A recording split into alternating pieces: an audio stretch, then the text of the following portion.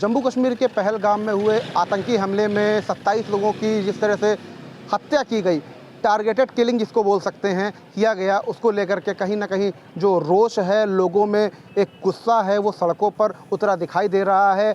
पूरे देश भर में विरोध प्रदर्शन तेज़ी से चल रहा है, क्योंकि जो कानपुर का जो शुभम द्विवेदी था, उसके साथ जिस तरह की बर्बरता हुई, पहचान पूछकर गोली मारना और उसके बाद में उससे बोल देना जाओ अपने प्रधानमंत्री को जाके बता दो, तो कहीं ना कहीं इससे लोग खफा हैं।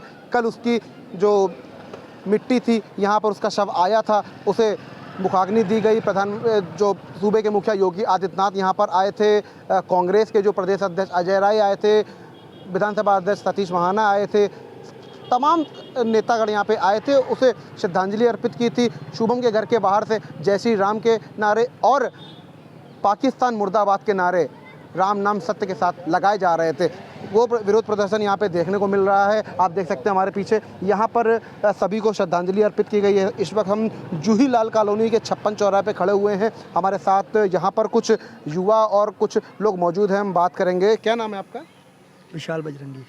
विशाल, आज आप लोगों ने विरोध प्रदर्शन किया है, किस चीज़ को लेकर?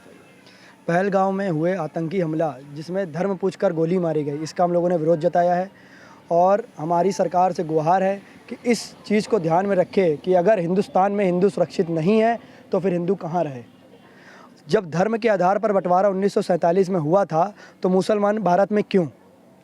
इसका जवाब हर हिंदुस्तानी चाहता है। और अगर मुसलमान यहाँ है तो किस बिहाव पे यहाँ रह रहा है? एक समय सीमा निर्धारित कर दी गई, जितने पाकिस्तानी से अपने देश वापस लौट जाए।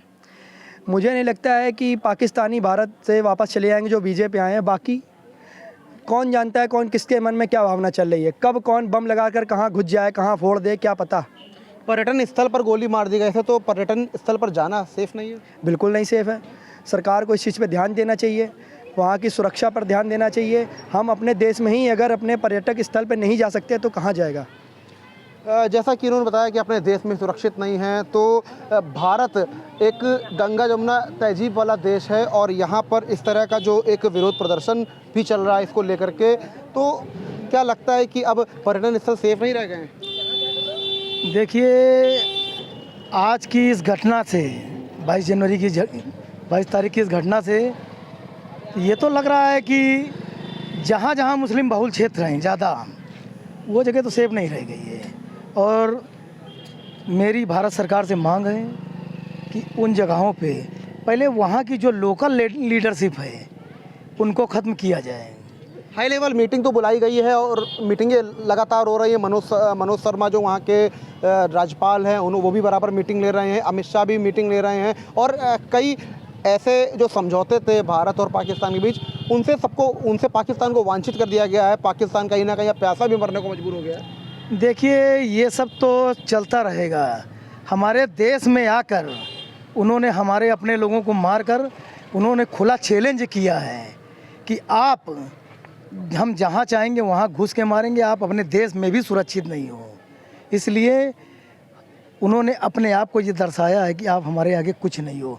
जैसा दो भाई कहते हैं ना हैदराबाद के कि 15 मिनट के लिए पुलिस हटा दो, हिंदुओं को हम दिखा देंगे, तो यही वो मानसिकता दर्शा रही है कि इतनी सेना होने के बाद भी, आपकी सरकार होने के बाद भी, भारत का इतना दमदार प्रधानमंत्री होने के बाद भी, रक्षा मंत्री होने के बाद भी वो आते हैं, अंदर घुस के मारते हैं हमारे अपने लोगों को। ये किस किस सह पे मारते हैं? अभी तक, जब तक जम्मू कश्मीर का चुनाव नहीं हुआ था, तब तक एक पत्ता नहीं हिलता था। जितना वहाँ का अलगाववादी नेता था सारा अंडरग्राउंड हो चुका था।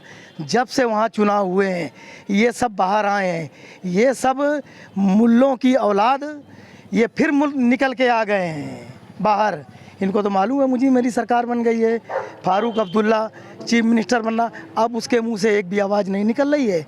अभी तक वक्त वोट के लिए सारे मुस्लिम चिल्ला रहे थे, अब वो सब मुस्लिम कहाँ गए? आज जो ये हिंदू भाई को मुस्लिमों ने मारा है और धर्म के आधार पर मारा है, नाम पूछ कर मारा है।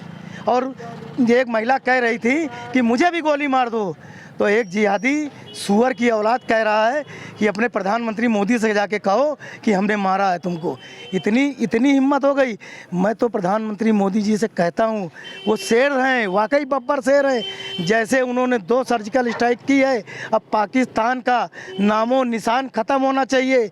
जो कांग्रेस ने भूल की थी, बंटवारा किया था धर्म के आधार पर, वो बंटवारा खत्म होना चाहिए। जैसे अखंड भारत था वैसे ही अखंड भारत पुनः स्थापित होना चाहिए। 11 साल से मोदी जी की सरकार है, आतंकवाद अभी भी खत्म नहीं। मोदी जी ने अभी भाषण में अपने कहा था कि आतंकवाद अब खत्म होगा। 11 साल में क्यों नहीं खत्म हुआ? देखिए, आतंकवाद पे लगाम पूरी मोदी जी की सरकार ने लगा रखा था, और उत्तर प्रदेश में योगी जी की सरकार ने आतंकवाद पे लगाम लगा रखा है। सरकार और सेना हर एक व्यक्ति के पीछे पीछे पूरा सहयोग कर रही है, लेकिन जब घर में घुसे विभीषण हैं, उन घर के विभीषणों को भी पहचानना पड़ेगा कि ये हमारे घर के विभीषण हैं। रावण को किसने मरवाया था?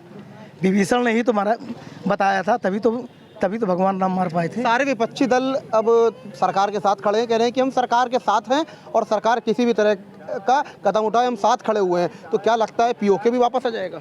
देखिए, सारे विपक्षी दल टीवी चैनलों पे तो आके कह रहे हैं मैं सरकार के साथ हैं, मैं सरकार के साथ हूँ, लेकिन भारत देश की जनता उनकी शक्लों को देख रही है कि आप किस तरीके से भारत के साथ में हो, भारत देश की जनता के साथ में हो।